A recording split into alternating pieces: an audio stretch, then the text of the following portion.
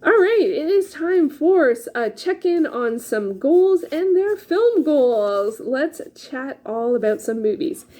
Hey everyone, it is Shannon, and I'm super excited to be here today and to share with you this video. In this video, I'm going to be talking about 3 of the science fiction films that I have seen recently. One of my goals this quarter is to watch 10 new-to-me science fiction films, and I'm thrilled that I already have 3 seen. Yay! Science fiction is a genre that I have always loved, whether it's in film, TV, books, in any format, and because it's such an interesting way to explore stories, it's also an interesting way to have like a possible look at future ideas. It also can be one where we see social commentary, but also one where we see adventure type stories, and sometimes some can manage to talk about all of those things or have all of those things in the same movie. So let's take a look at the 3 films that I did see, and starting with the first one, which is Slashback. This is a Canadian film from 2022 directed by Naila Inukshuk. This is set in Nunavut, and it is in English and Inuktitut. Inuktitut. I'm not quite sure how to pronounce that language. I apologize for that. So this one I was really looking forward to. I had seen the trailer for it a couple of years ago, I guess in 2022 when it came out, and I was like, what is this? This just looks so cool. We have all of these teen girls, there's doing something, there's some kind of science fiction thing going on. It just looks like adventure and mystery and intrigue and speculative fiction all rolled into one, and it really was. It was really cool. So this does follow a group of teen girls. They gotta be, I imagine they mostly ride around on their bikes, so I imagine they're like, I am not good with ages anymore. It just at some point I just can't tell ages. So, but they're on their bikes, and a group of girls. And one of the things I love about them is some of them really get along and some of them don't get along so well, but they're still all friends, and they have these sort of like moments where they have to like sort of like work through some of that kind of stuff amidst all of this like sort of science fiction adventure story, which I really liked. And it has that sort of teen drama, but not really teen angst. And I thought that was done really well. Anyway, so they're like doing stuff, doing things that they shouldn't, that you do when you're younger and that kind of stuff. And in this case, while some of that stuff is going on, they run across something that's quite unusual and quite a scary situation that they deal with, and then they're like, okay, done. Close the book. That there wasn't a book, that was metaphor. Analogy? Anyway, but then things continue to start to happen, and because there is an event going on in their community, all of the adults are like busy, so these teen girls are who has to take care of business, and so they really have to rely on themselves, rely on their own skills, rely on each other, and really, take the lead and get in there and do stuff. And I thought it was great. Like I really enjoyed it. It does have a bit of a flair of Paper Girls, a little bit. I think that maybe just the riding on bikes reminds me of that. Not the show. I read some of the comics. So it has that kind of vibe to it, that something's unusual. What's this unusual thing? Actually, it's not terribly like Paper Girls. Actually, it might just be the bikes that are just reminding me of that. But I ended up really liking this one. I thought the effects were really creepy. In particular, the sort of like what they're dealing with in terms of the science fiction, speculative fiction elements for me and the effects that they used are things that really I find personally really like creepy. So that really through me, like really worked on me. I will say it really worked on me. I really like seeing their resourcefulness in action. I enjoyed the creepy factor and the tension and the setting, and that they had to work together or not, or who was going to step up or who wasn't. There were all of these interpersonal dynamics going on, as well as all of these science fiction elements going on, and I thought it was really cool.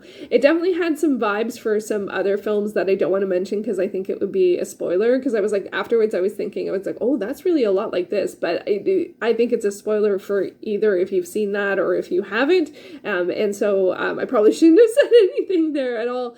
I will say one of the challenges I did have with this one is that I did watch it on Hoopla, and I did watch it with the subtitles. I wasn't sure if I was going to watch it with the subtitles or not, but the subtitles were ever so slightly ahead, and so for me that was unfortunate because it really sort of broke the tension, and I feel like, especially with like science fiction or horror, sometimes it's better not to have the subtitles on, but sometimes it's like you can't quite catch something, and I don't want to break the tension by rewinding, so it's always a tough call. Let me know, do you watch things with subtitles when they're in a language that you understand? So, because I found that challenging, and I think the subtitles, because this is in English and Tiatuk, and I think when it was translated to English, those might have been separate subtitles on the screen as opposed to incorporated subtitles. Don't quote me on that. I don't remember that. So anyway, regardless, that's a sort of different layer of things. But generally speaking, I love this film. It definitely met my expectations, and I was so excited to see that it was available. It actually was on a different service, and then it wasn't available. So when I saw that it was on Hoopla, I'm like, okay, I'm going to watch this now. I'm not going to let this one get away from me. I've been excited about it for years. It gloriously passed the Bechdel test,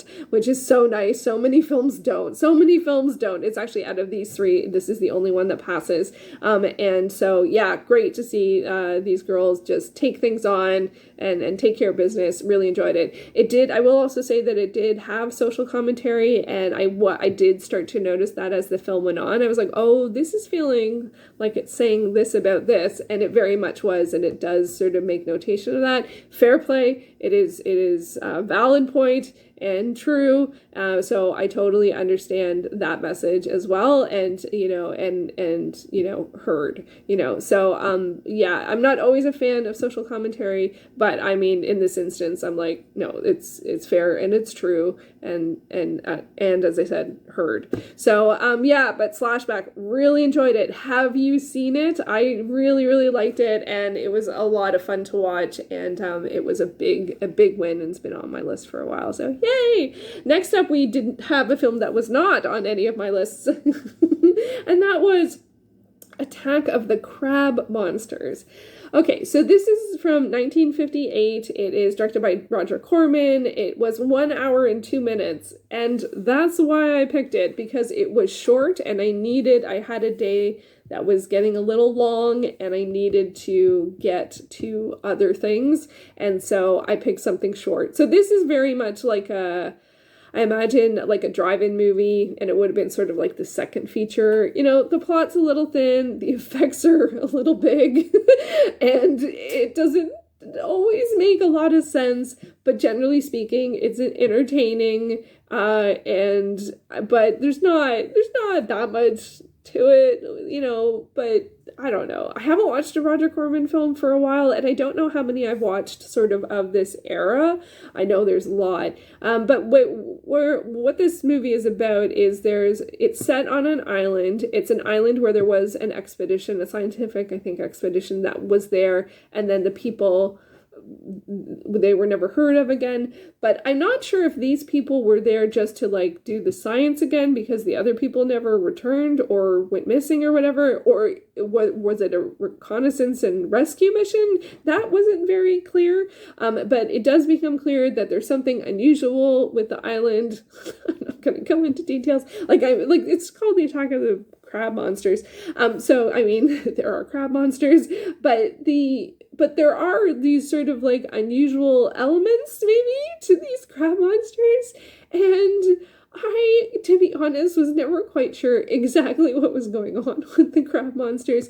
But there were some things that are, very of this type of film that I actually quite appreciated, including pretty early on, we actually have someone do a real big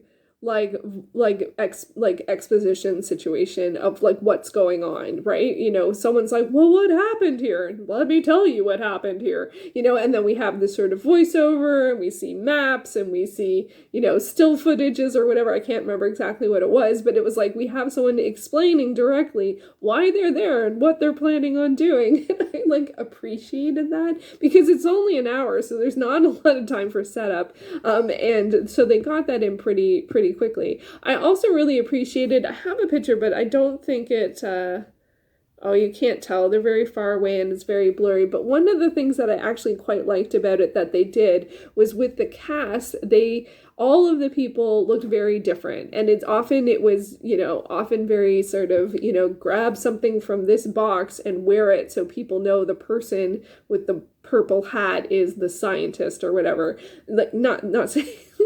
Let's see, it was that situation, but like, and this was in black and white, so that wouldn't work. But there was someone who always wore sunglasses. There were two sort of naval, you know, type guys, and one guy always wore his hat like on the back, and it was all jaunty, right? So his hair pushed forward, and the other guy wore it like this. So it was very, you know, very stoic and stuff like that. So I appreciated those things because, you know, the cast was like, so there's 7. I think there was a couple more people, but you know, that's a very clear poster, but it's very small. And also that moment didn't happen, which is often the case, I find, with films prior, like 50s and prior. The woman who's in it does not have blonde hair. So it's just false advertising in terms of that. The claw was there. The claw was there, and the effects...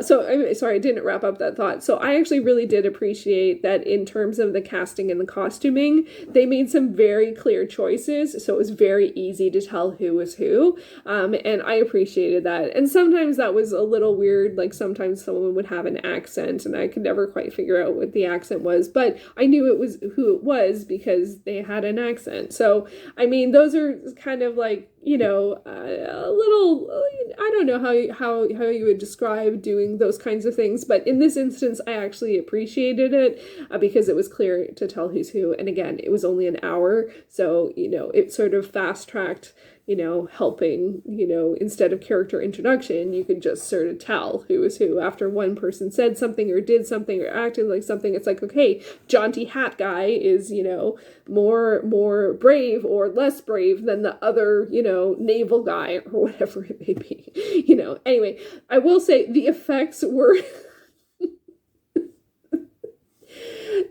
few and far between on the screen, but I mean, memorable, definitely memorable, not brilliant, very, the what's it called? Not the gauge, that's knitting, ratio, maybe, the size ratio was a little extraordinary. And every time there was an effect, I reacted, whether it was laughing, whether it was gasping, it was, you know, and they weren't great, you know, they're not great, but it was entertaining. It was very entertaining. It was not in that sense. It was not great. I will say that the story sort of, especially in the middle, I'm actually genuinely not sure what's going on. Literally, I'm like, I don't understand how, like, this feels like more of a supernatural thing. This feels like more of a this thing. It is sort of more in the vein of like, you know, science gone wrong through testing, through like atomic testing, sort of that sort of more of the vibe of things. The crab monsters are large, so it's more in sort of that vein of things. But in terms of the plot and how things were happening and those kinds of things and when they came back here and why are they there again and who are they looking for, not a clue. Like, and I'm not saying it's not there. It's not really what I was there for. But I did feel like sometimes it was confusing. But, you know, it was overall pretty entertaining, but not great. But it was an hour, and I wanted to watch something that, so for that film and this next film, I'll explain a little bit about why I chose what I chose, but first I'll share a little bit about this next film. So the next one I watched was The Angry Red Planet. This is from 1959, so a couple years later. It was also a short film at 1 hour and 20 minutes, and this one follows, there's an expedition to Mars where the shuttle, I don't know, the spaceship comes back, it returns, and the vessel returns, and it needs to be remote piloted, and so there's mystery as to what happened and who's in there, and you know what happened on Mars, and then it's mostly told through one of my least favorite things, but it's mostly told through like sort of flashback situations. I'm not against flashbacks, I just don't like stories where, like this one, we start sort of like 80% through, so the vessel is returning, and then we go back in bits and pieces, you know, by someone recounting what happened, and it's just not my favorite style. Anyway, so this one, so that's not my favorite style. And then the mission to Mars had 4 people on the vessel. We had the captain, a woman who was a scientist. I was really excited to see a woman as a part of the crew, and then someone who was more like the sort of weapons type person, which I don't know why they would, I don't know. And then another scientist. So I would imagine they'd all be scientists, but the captain really felt like the pilot, right? And I kind of feel like, shouldn't they all be scientists?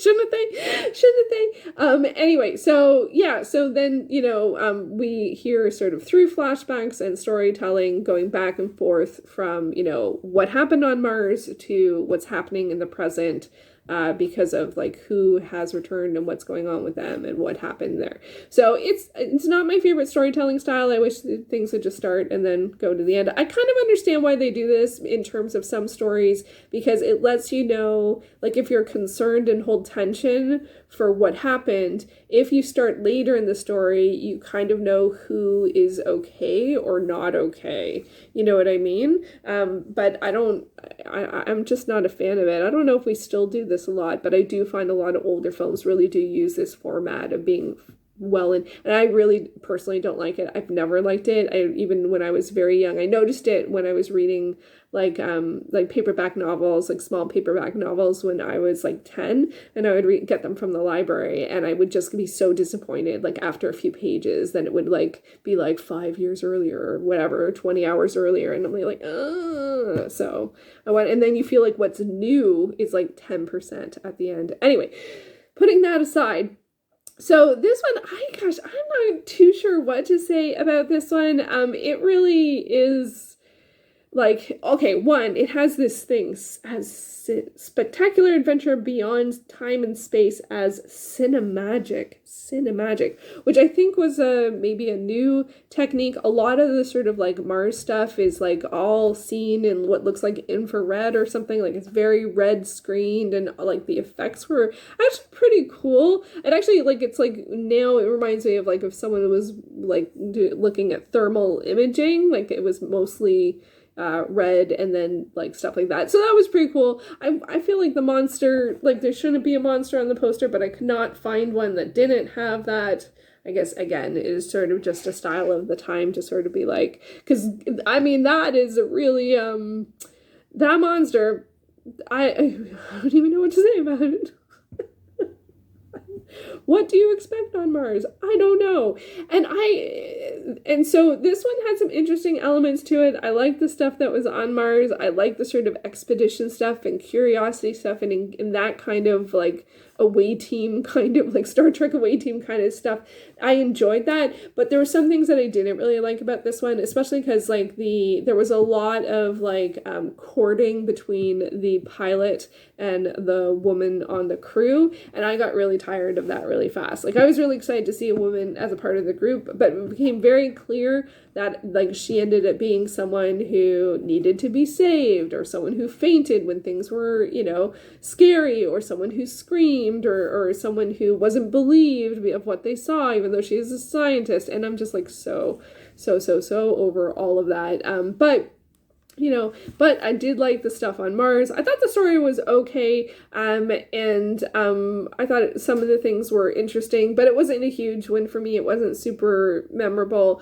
In terms of a movie, it's better than Attack of the Crab Monsters, but I think I enjoyed Attack of the Crab Monsters more, because I like that kind of monster movie. I think I just miss monster movies. That was one of my challenges for Q1, was watching monster movies, so I think Crab Monsters sort of snuck in a little bit. They're both science fiction, but another another thing that happened was for the choices for both of these, one, they were both pretty short. And also, one of the other things that I was watching, when I'm watching this season, is watching trilogies, and the first trilogy I picked to watch is the Divergent series, and which is a science fiction series. So I was okay, and I ended up watching Divergent on the same day as Flashback, and that was okay. But then as I continued to watch the Divergent series, I didn't want to watch any other science fiction films that could have any sort of similarity in tone or style or themes, or subgenres. So, and there were a lot of science fiction films. I was like, oh, maybe I'll watch this. And then I was like, I don't know, it feels a little too much like Divergent. So I ended up originally, like Attack of the Crab Monsters, I picked mostly because it was short. But then I realized, oh, if I watch an older sort of classic science fiction film, it's not going to have any correlation to the Divergent films. So I will admit, that was a bit of a stumbling block, and I'm not happy with the fact that I felt like there were so many science fiction films that I really wanted to watch that I didn't feel like I wanted to watch at the same time as the trilogy that I was watching. I don't think any of the other trilogies I picked that are in the running are science fiction, but it did throw a wrench in the works, and it really limited my choices in terms of what I picked. So now, would I have watched these two films anyway? I don't know. Maybe I do like stuff like Attack of the Crab Monsters. I do like those kinds of B movies or drive-in movies. I like that they're short. I like that I have low expectations. I like that anything that they give you that's good or entertaining or engaging or unique or whatever, it just feels like a huge win. And I don't know why. I just, at some point, I just really started liking those kinds of movies. And I do feel like I had so much fun with monster movies. It was nice to get that in there. In terms of the Angry Red Planet, the gender stuff really bugged me, and that really sort of soured a lot of stuff, because there were some interesting ideas in there, and there were some interesting moments, and there was some, like, but I didn't love the crew dynamic at all. Like, even the romance part aside, I didn't love the crew dynamic. I felt like it took me a while to figure out who was who, and the guy that played the pilot was really sort of like slick, and like it felt like whatever he says goes, and I'm like, you guys are on Mars. This isn't a superiority I get to make the decisions moment. Like, I guess I have strong feelings like that, and I'm like, it has to be based in the science, like, it's like, I think you're running the you're piloting the ship, but the scientists are the ones who get to make the decisions about the science stuff, you know what I mean? Like, I don't know, I guess I have some strong feelings about that, but I do generally like watching movies that are set in space, and so that was nice, but I didn't want to watch a more current one that was set in space, and I wasn't sure. It said the Angry Red Planet, and I wasn't in, and although the flashbacks are set on Mars, but mostly it's set in the then present of Earth. And I wasn't, and also the resolve was like, oh, okay, like, I've heard that one before, but okay. It wasn't what I was expecting, but it's fine. I don't know, I guess the expectations were a bit higher for that one, and it didn't quite meet it, whereas I had no expectations of the crab monsters, and so I ended up enjoying it. So you can't always control your expectations, though. That is one of the challenges. Anyway, so those are the first 3 science fiction films that I have seen for this quarter. Let me know if you have seen any of them. Let me know what type of subgenres of science fiction you like, and because I think the first one, Slashback, was very much more like speculative fiction, and that was really interesting, and some social commentary, and these were both more like monster movie or expedition type. Expeditions Gone Wrong, is that a subgenre? I don't know, maybe it's a trope, I don't know, but they were still, all of these were entertaining in their own way. Slashback was really the clear winner, and the more I think about it, the Attack of the Crab Monsters was, I mean, and also, like, for me, like, if you get anything out of a movie that's only an hour, I feel like it's a win. Why are my expectations so low sometimes? I don't know. So, but I am happy that the next, whatever trilogy I pick next, I'm probably going to pick something like contemporary, or maybe I have a couple that are like sport or something. So I want them to have nothing to do with science fiction, so that I have free reign in terms of what I pick, because there's a lot of science fiction movies that have come out recently, or just misses, like some things that I've just just never seen. And so I really want to pick some ones that I'm really looking forward to. So hopefully I can turn the tide there. So thank you so much for watching. Let me know what kind of science fiction films you like or what themes you like in science fiction, and I'll be back with another video soon. Thank you so much for watching. Oops.